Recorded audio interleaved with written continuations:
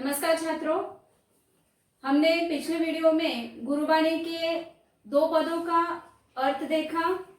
अब इस वीडियो में हम गुरुबाणी के अंतिम पद का अर्थ देखेंगे। अंतिम पद में गुरु नानक जी ने क्या कहा है ये देखेंगे, लेकिन इससे पहले मैं आपको पिछले 2 पदों में क्या सीखा है हमने उसकी थोड़ी याद दिला दूं। पिछले 2 पदों में हमने सीखा कि ईश्वर का नामस्मरण, जहां पर मैंने आपको संत गौरा कुंभार जी का उदाहरण दिया था कि ईश्वर का नामस्मरण करने से ही ईश्वर की प्राप्ति होती है। उसके बाद हमने देखा परमेश्वर की सर्वव्यापकता के बारे में कि परमेश्वर इस चराचर सृष्टि में मौजूद है।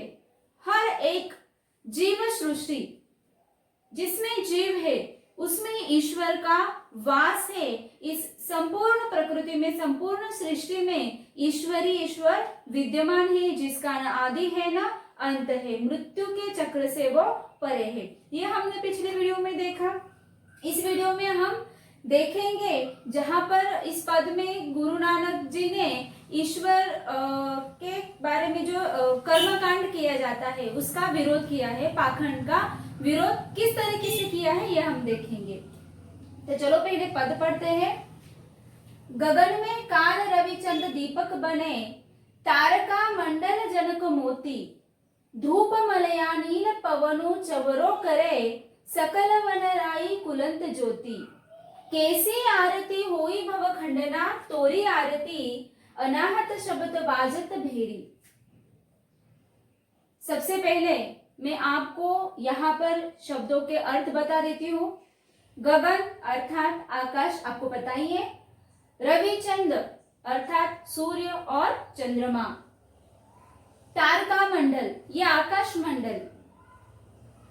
मलयानील, मलयानील अर्थात मलयगिरी पर्वत से बहने वाली हवा। पवनु हवा। चवरो करे, चवरो करे, चवरो अर्थात क्या कि चवर धारा मतलब हवा देना। कुलंत अर्थात कुल की। ज्योति अर्थात जिसकी। भव संसार। तोरी अर्थात तुम्हारी। भेरी अर्थात बड़ा सा ढोल।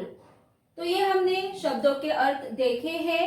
अनाहत, अनाहत ये जो शब्द है कबीर जी के दोहे में भी आपको ये शब्द देखने को मिलेगा। अनाहत मतलब कि ईश्वर के दरबार में एक ऐसा ढोल है जो निरंतर बजता रहता है, हमेशा बजता रहता है।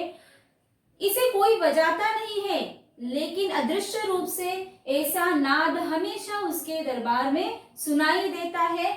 इसीलिए यह अनाहत शब्द का प्रयोग किया गया है। शब्द अर्थात शब्द।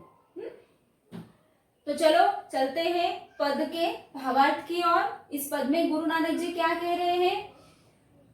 सबसे पहले तो मैं आपको बता दूं कि शुरू में ही मैंने आपको बताया कि भक्ति काल की 2 धाराएं हैं, 2 भक्ति धाराएं हैं, सगुण और निर्गुण। सगुण भक्ति धारा में भक्त क्या करते हैं कि मूर्ति पूजा, कर्मकांड, पाखंड है ना, जिसमें ईश्वर की पूजा की जाती है। थाल सजाया जाता है, थाल में फूल अर्पण करते, कुमकुम। सबसे पहले तो ईश्वर को हम जल से नहाते हैं, नहलाते हैं, उसके बाद कुमकुम तिलक करते हैं, उसके बाद फूल चढ़ाते हैं, फूल अर्पित करते हैं, उसके बाद हम तरह तरह के नैवेद्य चढ़ाते हैं, धूप दीप दिखाते हैं, है ना। ये आता है सगुण भक्ति में। और निर्गुण भक्ति में क्या आता है, परमेश्वर का नाम स्मरण, जैसे कि गुरु नानक जी कहते हैं। तो ये जो सगुण भक्ति है इसमें जिस तरह से आरती उतारी जाती है ईश्वर की, परमात्मा की, गुरु नानक जी कहते हैं कि वैसे ही आरती प्रकृति द्वारा अपने आप उतारी जाती है। इस तरह से अलग से आरती उतारने की जरूरत ही नहीं पड़ती। देखो क्या कहते हैं कि गुरु नानक जी यहाँ पे, गगन में काल रविचंद दीपक बने। जब हम ईश्वर की आरती करते हैं तो पूजा का थाल सजाते हैं, जानते हैं आप। तो पूजा का थाल जब सजाते हैं तो उसमें कौन कौन सी चीजें रखते हैं, उसमें रखते हैं दीपक, है ना। तो यहाँ पर कवि कहते हैं कि ये जो गगन है, ये आकाश मंडल, ये तारका मंडल जो है, ये बड़ा सा थाल है और इस थाल में सूर्य और चंद्रमा जैसे दीपक पहले से ही सजे हुए हैं कि जो दिन रात जलते रहते हैं, दिन रात चमकते रहते हैं। तारका मंडल जनक मोती, और ये जो तारका मंडल में अलग अलग तरह के सितारे चमकते रहते हैं, मानो वो चमकते हुए सितारे यूं प्रतीत होते हैं कि तारका मंडल का थाल जो है मोतियों से भरा हुआ है, मोतियों से सजा हुआ है, मोती समान वो तारे प्रकट होते हैं, प्रतीत होते हैं। आगे कहते हैं कि धूप मलयानील, मलयानील पर्वत जो है, जहां पर सुगंधित पुष्प है, सुगंधित बड़े बड़े पेड़ है, और जब हम ईश्वर को धूप दिखाते हैं, सुगंधित धूप दिखाते हैं, जलाते हैं, तो मलयागिरी पर्वत से आने वाली हवा जो है, सुगंधित हवा, ये उस धूप का काम करती है। इसलिए अलग से ईश्वर के सामने धूप जलाने की जरूरत ही नहीं पड़ती।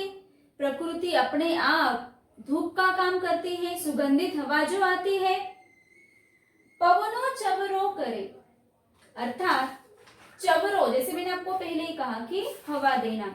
आपने देखा भी होगा कि परमेश्वर के दरबार में एक पंखे के जरिए हवा देने का काम किया जाता है ईश्वर को, उसे चवर ढालना कहते हैं, अर्थात एक बड़े पंखे के जरिए हवा देना। लेकिन यहाँ पर गुरु नानक जी कहते हैं कि ये जो पवन है प्रकृति में, ये अपने आप यह काम कर रही है, इसलिए अलग से चवर ढालने की जरूरत नहीं पड़ती। देखो आगे क्या कहते हैं कि सकल वनराई फुलंत ज्योति, ये जो सकल वनराई है, पूरी तरह से फुली हुई जो वनराई है, हम क्या करते हैं ईश्वर के लिए, जब हम फूल चढ़ाते हैं तो वनराई में से तरह तरह के रंग बिरंगे सुंदर सुंदर फूल तोड़ के लाते हैं, एक धागे में पिरोकर उसकी माला बनाते हैं, और वो माला हम ईश्वर को अर्पण करते हैं, अर्पित करते हैं। लेकिन गुरु नानक जी यहाँ पर कह रहे हैं कि वनराई में इतने तरह तरह के फूल है, सुगंधित फूल है, रंगी बिरंगे फूल है, जो अपने आप ईश्वर को अर्पण हो रहे हैं, इसलिए अलग से माला बनाने की जरूरत ही नहीं पड़ती। आप इस प्रकृति को अगर गौर से देखेंगे तो प्रकृति में मौजूद जितने भी उपादान हैं वो ईश्वर को समर्पित है। आप गौर से देखिए, इसलिए अलग से पूजा का थाल सजाकर ईश्वर की पूजा करना जरूरी नहीं है, ये बाह्याडंबर, ये कर्मकांड करना जरूरी नहीं है, ऐसे गुरु नानक जी कह रहे हैं। कैसे आरती हुई भव खंडना, देखो क्या कहते हैं कि ये जो पूरा संसार है, पूरा विश्व है, इतनी अच्छी तरह से तुम्हारी आरती उतारता है, ये पूरा संसार तुम्हारी आरती उतारता है। नाम स्मरण का ढोल दिन रात बजता रहता है ना। लोग नाम स्मरण करते हैं परमेश्वर का, जो ढोल दिन रात इस पूरे संसार में बजता रहता है, ऐसी आरती होती है उस ईश्वर की। तो अलग तरह से पूजा का थाल सजाकर आरती करने की जरूरत ही नहीं पड़ती। कैसे आरती हुई भवखंडना तोरी आरती, अनाहत शब्द बाजत भेरी, अनाहत अस्पष्ट न दिखाई देने वाला ऐसा ढोल निरंतर तुम्हारे दरबार में बजता रहता है, नाम स्मरण के माध्यम से, नाम स्मरण के रूप से। ऐसा यहाँ पर गुरु नानक जी ने कहा है, अर्थात इस पद में गुरु नानक जी ने कर्म कांड का पूरी तरह से विरोध किया है। वो कहते हैं कि ईश्वर के बारे में जो कर्मकांड हम करते हैं, धर्म के नाम पर जो कर्मकांड करते हैं, उसकी कोई जरूरत नहीं पड़ती। प्रकृति में जितने सारे उपादान मौजूद है वो सब उस परमात्मा को समर्पित है। आप अलग से अर्पण क्या करने जाते हो। इससे संबंधित संत नामदेव के कुछ दोहे हमें याद आते हैं, जिन दोहों में नामदेव जी ने बहुत अच्छी तरीके से समझाया है। मैं आपको बताती हूँ ताकि आपको ये दोहा अच्छी तरह से समझ में आ जाए। उन्होंने अपने इस दोहे में कहा है कि जब मैं ईश्वर को नहलाने के लिए जल लेने गया तो कमंडलों में भरकर जल तो लाया, लेकिन जब नहलाने गया तो याद आया कि पहले ही नदी में की जो मछली है उस मछली ने उस जल को पी लिया है, मतलब जल तो झूठा हो गया, तो झूठे जल से भले ईश्वर को क्या नहाओ। फिर उसके बाद वह ईश्वर को फूलों की माला अर्पण करने जाते हैं, तरह तरह के फूल तोड़ने जाते हैं, तो वो वहां पर देखते हैं कि एक भंवरा आ जाता है जो फूल में से निकलता है। तो वो सोचते हैं कि अरे इस फूल की सुगंध, इस फूल को तो पहले ही भंवरे ने चख लिया है, भले ये झूठा फूल में ये झूठे फूलों की माला ईश्वर को कैसे अर्पण करूं। फिर वो ईश्वर को दीपक जलाने के लिए जाते हैं। जब दीपक जलाते हैं वो अपनी दोनों हाथों की ओर से, तो जब जलाते हैं तो दीपक जलाते वक्त हमारी आंखें, नजरें जो झुकी हुई होती है, जलाते ही दीपक पहली हमारी आंखों में पहली ज्योति हम देख लेते हैं। तो वो सोचते हैं कि अरे मेरी आंखों ने पहली ज्योति देख ली, तो भले वो झूठा दीपक मैं परमेश्वर के लिए कैसे जलाऊं। फिर वो धूप दिखाने जाते हैं। जब धूप जलाते हैं तो भी हमारी पहली सुगंध जो होती है हमारी नासिका में चली जाती है, तो फिर वो सोचते हैं कि अरे पहली सुगंध तो मेरी नासिका ने ही ले ली, भले ये झूठी धूप मैं कैसे ईश्वर को दिखाऊं। फिर वो खीर का नैवेद्य अर्पण करना चाहिए ईश्वर को, ऐसा सोचते हैं, और जब खीर बनाते हैं और उसमें दूध डालने जाते हैं तो उन्हें याद आता है कि अरे बछड़े ने तो पहले ही दूध का स्वाद चख लिया है, तो ये भी तो हो गया झूठा, भले में कोई भी चीज पवित्र नहीं है, वो सब झूठी चीजें ईश्वर को कैसे चढ़ाऊं, ऐसा वो सोचते हैं। फिर वो सोचते हैं कि चलो परमेश्वर का नाम स्मरण तो कर लूं।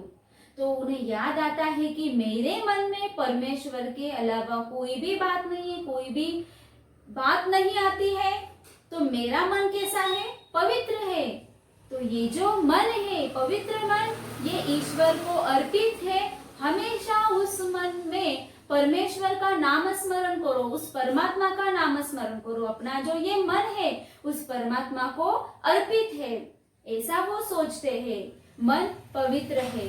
सृष्टि में जितनी सारी चीजें हैं पहले से ही परमात्मा के लिए अर्पित है। अर्पण करना है तो अपना मन अर्पण कीजिए, मन से परमेश्वर की उपासना कीजिए, ये बाह्याडंबर सब छोड़ दीजिए। यही गुरु नानक जी अपने इस अंतिम पद में कहते हैं। मैं आशा करती हूँ कि जितने भी हमने पद सीखे, गुरबानी का ये अंतिम पद भी हमने देखा, ये भी आपको समझ में आ ही गया होगा, ये आशा करती हूँ। साथ ही में हमने पिछले वीडियो में जितने भी पद देखे वो भी आपको समझ में आ गया होगा। थोड़ा बहुत उसका सारांश मैं आपको याद दिला देती हूँ।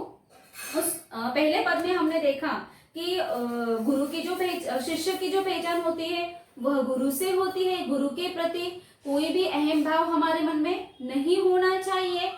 गुरु का नाम स्मरण करने के लिए गुरु नानक जी यहाँ पर कहते हैं, संत गोरा कुंभार के उदाहरण से हमने आपको कहा कि कवि किस तरह से ईश्वर का नाम स्मरण करना चाहिए। ऐसा नाम स्मरण करना चाहिए हमारी जो आत्मा है, हमारा जो मन है वो पूरी तरह से परमात्मा में विलीन हो जाना चाहिए। ये आत्मा और परमात्मा जो है ये एकाकार होना जरूरी है। नाम स्मरण ऐसा करो कि दोनों एक रूप हो जाए। इससे मैं आपको संत कबीर जी के दोहे के बारे में बताती हूँ कि जल में कुंभ, कुंभ में जल, बाहर भीतर पानी, फूटा कुंभ जल, जल ही समाना, यह तत्व कहेगा नहीं। अर्थात क्या कि जो घड़ा है हम जलाशय से भर कर लेते हैं, दोनों में पानी होता है, उस घड़े में भी पानी होता है, जलाशय में भी पानी होता है, परंतु जब वो घड़ा फूट जाता है तो फिर से वह पानी उस पानी में विलीन हो जाता है। अर्थात क्या कि ये जो हमारा शरीर है, ये शरीर जो है ये घड़ा है ना, और इसमें समाई हुई जो आत्मा है वो परमात्मा से ही निकली है। ये शरीर रूपी घड़ा जिस दिन फूट जाएगा तो क्या होगा कि ये आत्मा परमात्मा से विलीन हो जाएगी, ऐसा संत कबीर जी ने कहा है अपने दोहे के माध्यम से। तो यही गुरु नानक जी भी कहना चाहते हैं कि अपने मन से ईश्वर का नाम स्मरण करो, इतना नाम स्मरण करो कि ये आत्मा और परमात्मा एकाकार हो जाए, एक रूप हो जाए। यही उन्होंने यहाँ पर कहा है। उसके बाद उन्होंने परमेश्वर के सर्वव्यापकता के बारे में कहा है कि सृष्टि में चारों ओर परमेश्वर ही परमेश्वर मौजूद है, परमेश्वर ही विद्यमान है, जिसका न आदि है न अंत है। और अंतिम पद में क्या देखा हमने कि कर्मकांड का उन्होंने विरोध किया है। तो चलो छात्रों, ये गुरुबाणी हमने यहाँ पर समाप्त की है। अगले वीडियो में हम मिलेंगे रुंद के दोहे के साथ। तब तक के लिए अलविदा।